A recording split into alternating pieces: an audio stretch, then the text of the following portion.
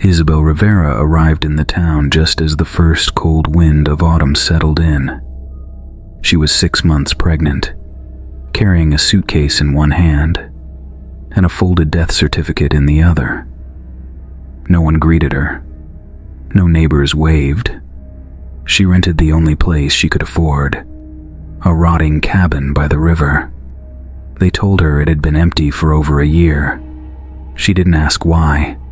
She unpacked slowly, clothes in the dresser, sonograms in the drawer, and beside her bed, a photo of her late husband Gabriel smiling on a boat. Just moments before the river took him. They said he drowned, but Isabel knew. The river doesn't take things by accident. That night she couldn't sleep. The silence felt thick, like the house was holding its breath. No insects, no breeze, just water. At exactly 2:13 a.m., Isabel woke with a chill running down her spine. She felt wet, but the sheets were dry. She looked through the window, and there it was, a wooden cradle, floating in the fog, right past her cabin, swaying gently as if rocked by an invisible hand. She stepped onto the porch barefoot. The ground was soaked. She bent down and found a child's pacifier in the mud. Old, cracked, covered in tiny bite marks. She didn't sleep the rest of the night. In the morning, she tried to forget, blame the hormones, the grief, the exhaustion. But when she opened the front door, there were wet footprints, tiny, barefoot, leading into the cabin, not away from it. They stopped at the foot of her bed, then disappeared. She stared at them for an hour. No one else came in. She hadn't opened the door. At the market, Isabel asked about the river. Everyone looked away. One woman muttered a prayer. Another whispered, "It's starting again." Only one woman spoke to her. Old, wrinkled hands, eyes like broken glass. "You shouldn't have come here alone," she said. "The river, it remembers." Isabel forced a smile. "I lost my husband. I needed a fresh start." The woman leaned in. "It's not your grief she wants. It's the child made inside it." "Who?" Isabel asked. The woman didn't blink. "The weeping mother. The one who drowned hers and listens for yours." That night the sky cracked open. Rain slammed the roof. Wind howled like a chorus of mourning. At 2:13 a.m., again, Isabel woke up, not to crying, but humming. A low, slow lullaby, familiar, but broken. She stepped into the hallway, candle trembling in her hand. At the end of the hall, a cradle, just sitting there, swaying slightly. She didn't own one. She moved toward it, her breath shaky. Inside the cradle, a cloth bundle, soaked red. She peeled it open. A dead bird, its beak sewn shut with human hair.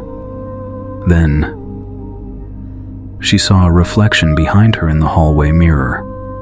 A face, pale and soaked, crying blood, smiling.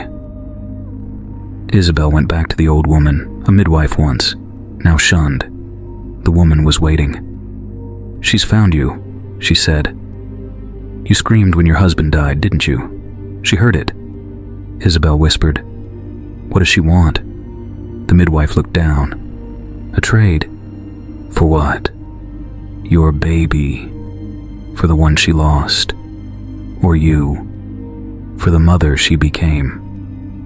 That night, Isabel heard dragging from beneath the floorboards. She followed the sound to a trap door in the kitchen. She opened it, descended slowly. The basement was soaked, muddied. At the center, a stone basin filled with black water, floating inside. The cradle. She stepped closer.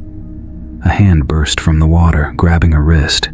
She screamed, but it echoed into silence.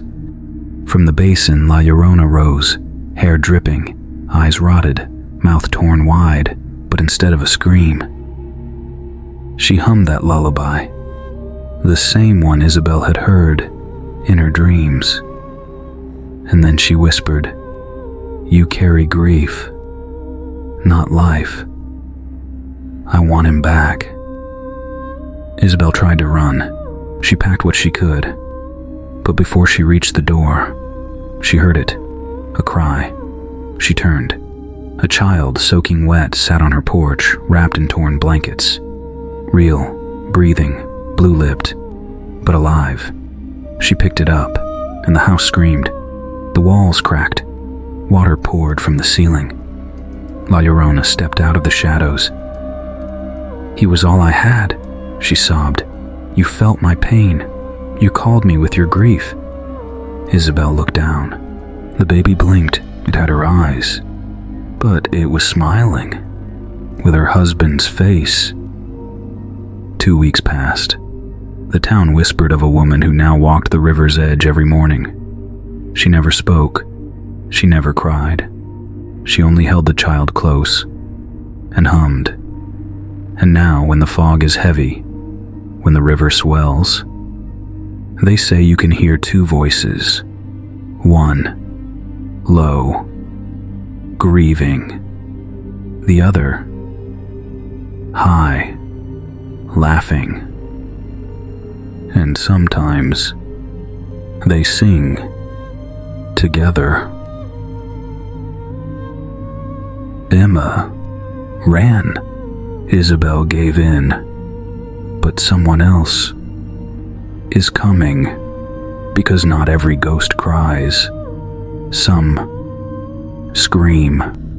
Her name was Maria.